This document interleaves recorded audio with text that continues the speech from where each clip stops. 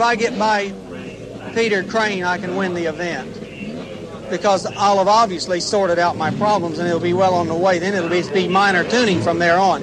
This is a major hurdle, this first round. And of course, being faced with the fastest car makes it extremely difficult. In other words, the pressure is on Big Daddy, so to speak. The pressure is on indeed.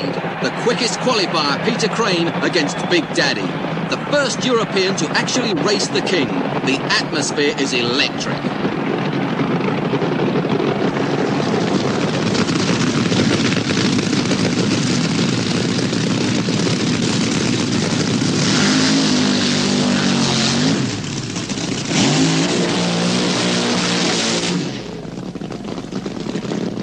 The combination of those two good burnouts and the fact that the strip was sprayed earlier with a special traction compound should mean really quick runs from both cars. The adrenaline is really high in both competitors and spectators alike. Something special is about to happen and everyone can feel it. Garlits in the right-hand lane and Crane near to us.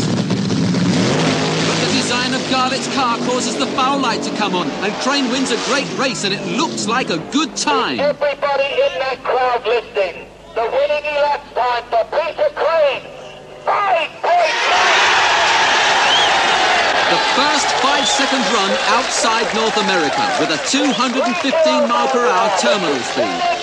Crane was ready for the challenge, and he's done it. The first man in England, in Europe, to lay down a 5.97 seconds. I thought if I do a 6.2 like I do yesterday, I'll be doing very well. Legitimate 5.9. To beat him, but to do that all at once. That's the European race. Come back there, you've done a 5. But Garlits isn't very happy with his run. I was standing there and I saw the red come on. The other guy got was a green. still there. I guess that 20 seconds must have run out. That's all I can think of. Well, how could it run out if the one guy isn't even stationed? Oh, he run right up and turned both bulbs on. Well, that's what I thought. That's what I thought. That's not a good thing. You know, I was blinded by your car, so I couldn't really see you. Yeah, well, it was strange because it wasn't any race anyway. It was out. I was out. I was just sitting there and I'm red. Peter Crane, fantastic. What did it feel like? Pinch me, I think I'm dreaming. It was really good. Were you loaded higher for that run? No, we weren't. I was hoping just to perhaps do a 6.2. Yeah. That's what's called psyching out, folks. Now, you must have been really going there when you came out onto the line. You saw Garlits there. What were your thoughts? Did you think back to some of the psyching that's been gone out there, or just you were going to concentrate for that run? No, I thought the worst thing I could do is come second. Ladies and gentlemen, we've got a trophy here put up by Santa Pod Raceway. Dave Watts is here from Santa Pod for the first 5-second run here in Europe. Fantastic. A great big cheer, Peter Crane. While Crane celebrates, the racing continues with the first semi-final. Alan Herridge is pushed down the Farrat Road but fails to start the engine. He seems to have selected the wrong gear in this new car and is not getting oil pressure, preventing him from firing up this engine. Meanwhile, Owen Hayward burns out and gets ready to race.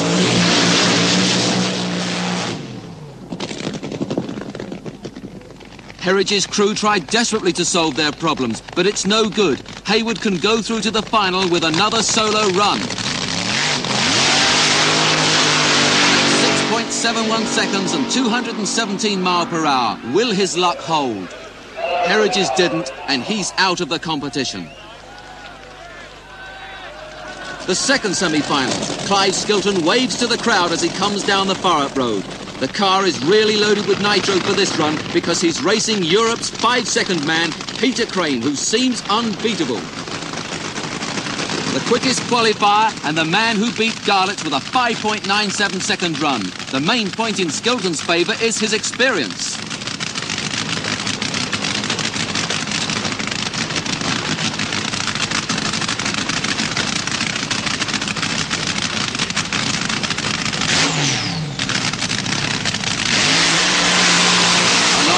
Burnout for Crane.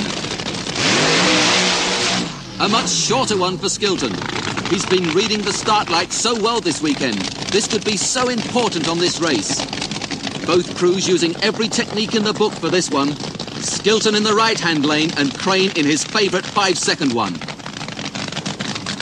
They're staging.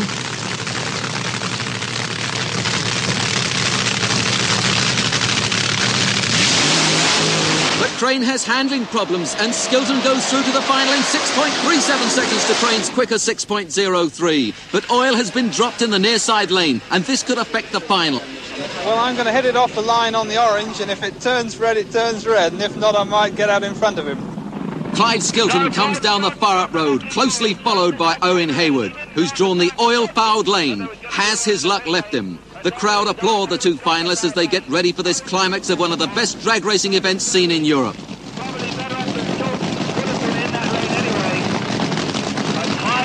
Both crews go through the familiar but necessary burnout routine.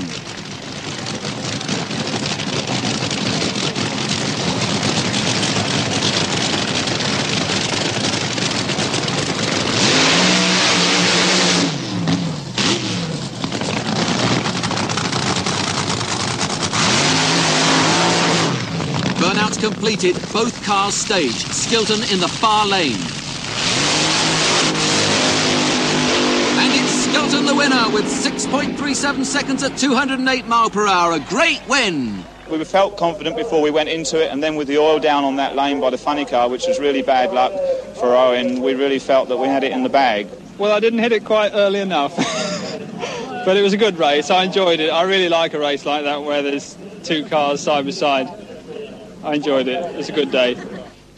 Altogether, an encouraging day for British drag racing, and I'd like to remind you that the pod is staging a meeting next weekend, and that the Easter winner, Clive Skilton, has a fixture at Blackbush in Hampshire next month.